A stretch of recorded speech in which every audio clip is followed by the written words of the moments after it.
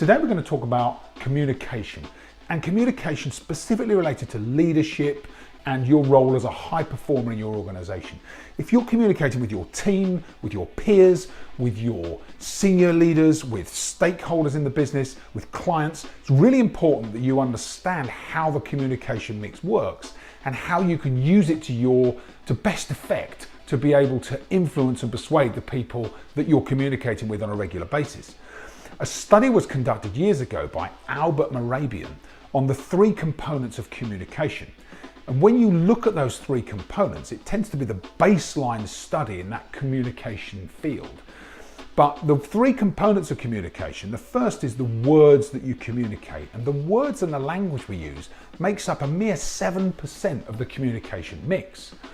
The way in which those words are spoken, the tonality, the pace, the pitch, the volume, the way that you accentuate the words, that makes up a further 38% of that mix, which means the remaining 55% is actually communicated through your body language. The way in which you use your body, your posture to accentuate your message. And that's a really important factor to consider as you're communicating with your teams and with people that you communicate with on a regular basis. Because there is communication spilling out of you, literally leaking out of you, that people can detect and pick up on. It's like radar. They will understand things that you're saying that you don't even realize you're saying. And there's a great quote by Ralph Waldo Emerson that says, "What you're doing speaks so loudly, I can't hear what you're saying." And we'll all have had that experience where somebody's saying one thing and you can clearly sense and feel that actually they are either disingenuous or the message doesn't resonate and isn't congruent with their body language, because the body language and the way in which the words are said are so much more powerful than the actual text or content of what is being said. And we very often remember the way people made us feel rather than the words that they spoke. And it's not so much the language that's used, it's the way the language is used and the way the body language supports the message that's being delivered.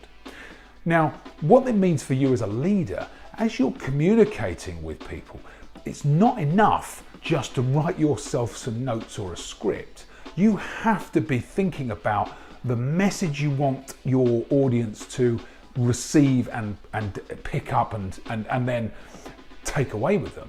You also have to think about the way in which you support that message with your body language, so that when people are listening and receiving, if you want them to take action, you are demonstrating that you're serious about that and that you support your message with every part of your being.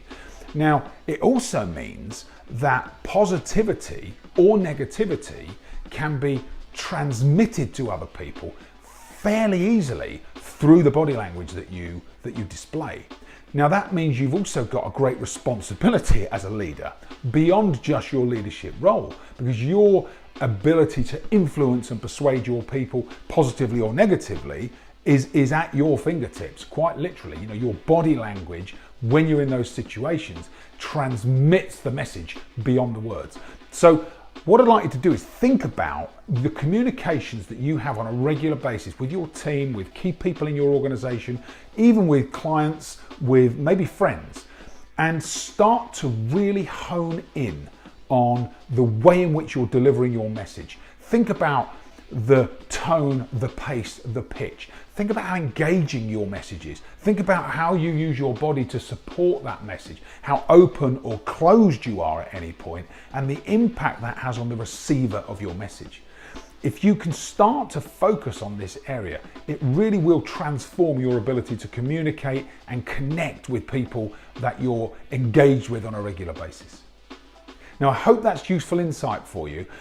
In the Focus of Growth organization, we cover communication very often in a lot of our programs because it's so fundamental to the way in which we work as a team and you work in your organization, and your ability to influence people to get the best from them and drive high performance from your teams and from yourself.